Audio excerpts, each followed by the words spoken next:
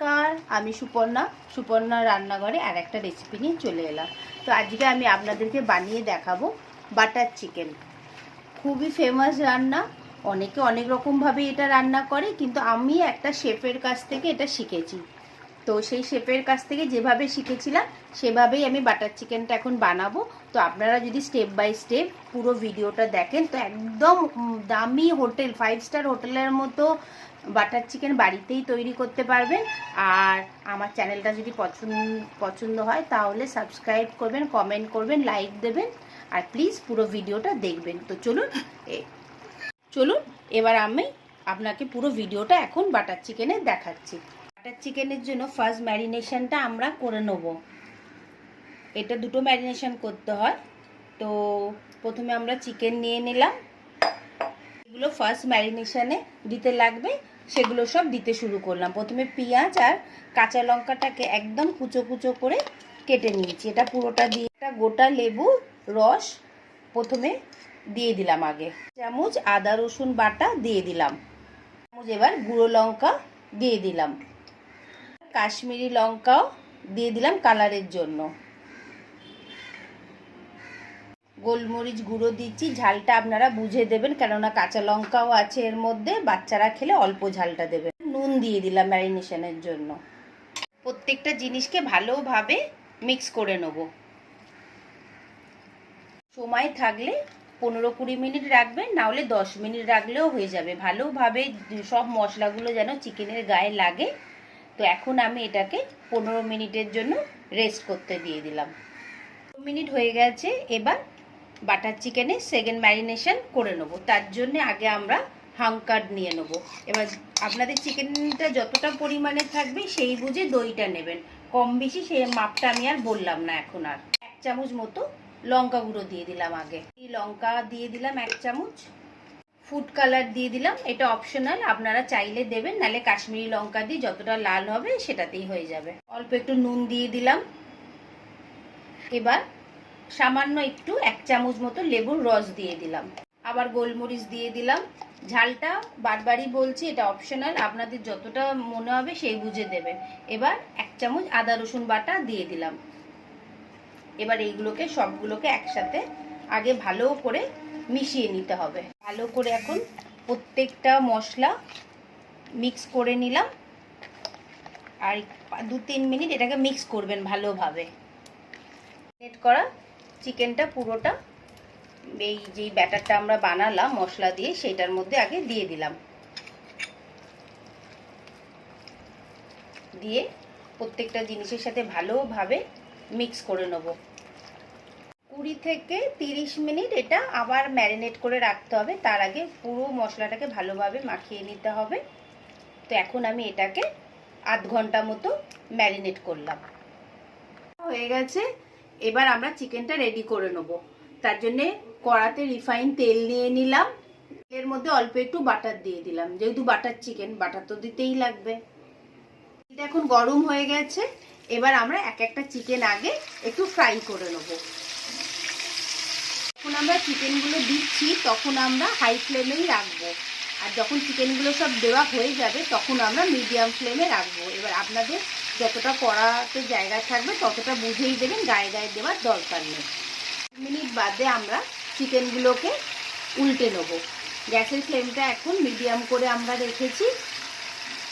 খেতে তো খুব সুন্দর হয়, যখনই চিকেনগুলো ফ্রাই করবেন তখন একদম রেস্টুরেন্টের মতো পুরো গন্ধ আসবে। আমরা যেমন দেখবেন জিসান আরসালানের পাশ থেকে গেলে একটা বেশ তান্দুরি গন্ধ আসে, ঠিক সেরাম আসবে। অবশ্যই আপনারা এই বাটার চিকেনটা এই যেইভাবে স্টেপ বাই স্টেপ দেখানো হচ্ছে সেভাবে একবার করে দেখবেন, আপনারা বারবার করে খাবেন, আর আমাকে কমেন্টে অবশ্যই জানাবেন আপনাদের কেমন লাগলো বাটার চিকেনটা।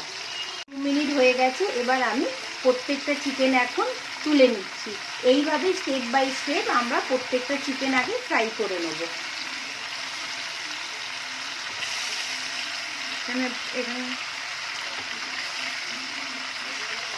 দেখতে খুবই সুন্দর হয়েছে, ঠিক এইভাবেই ফ্রাইটা করবেন, ওভার ফ্রাই করে দেবেন না, একদম এইভাবেই ফ্রাইটা করবেন 2 মিনিট রেখে।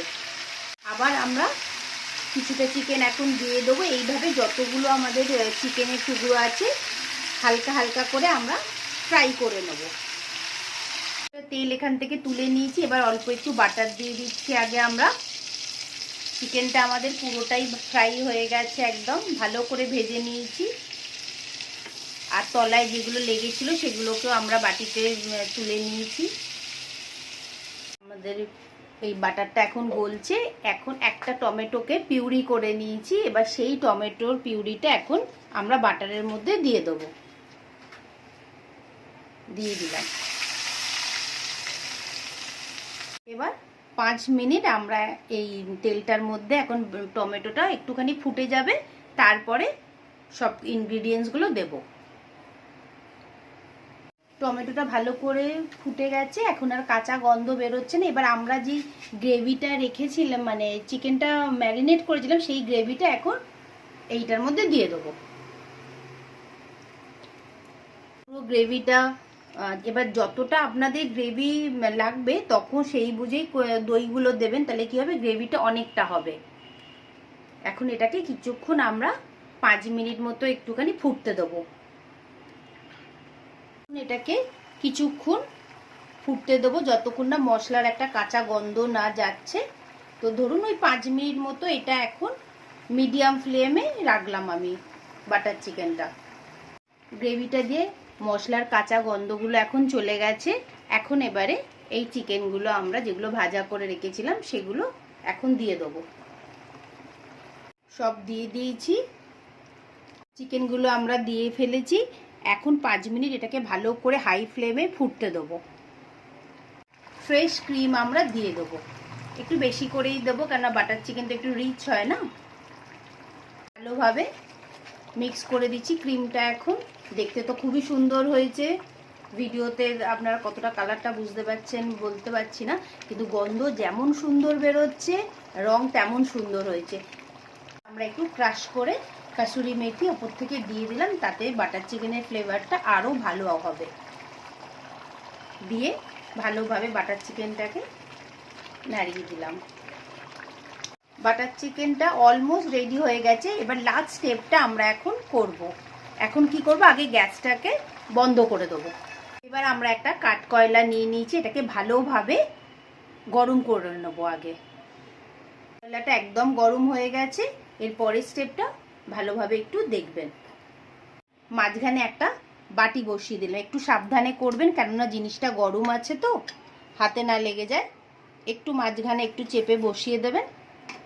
দিয়ে কাঠকয়লাটা ওর মধ্যে দিয়ে দিলাম। দিয়ে এবার এখানে আপনারা বাটারও দিতে পারেন, তেলও দিতে পারেন, ঘিও দিতে পারেন। তো আমি এখানে বাটারটা দিলাম। দিয়ে এখন এটাকে বন্ধ করে রাখলাম, জাস্ট কিছুক্ষণ রাখবো।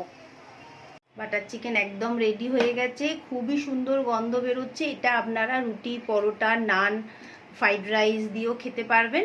তো অবশ্যই রেসিপিটা ট্রাই করবেন, করে আমাকে কমেন্ট করে জানাবেন কেমন লাগলো। বাটার চিকেনটা রেডি হয়ে গেছে, দেখতে তো খুবই সুন্দর হয়েছে। আমি নান দিয়ে এটা সার্ভ করছি, আপনারা যেটা দিয়ে ইচ্ছে করতে পারেন, কোনো অসুবিধা নেই।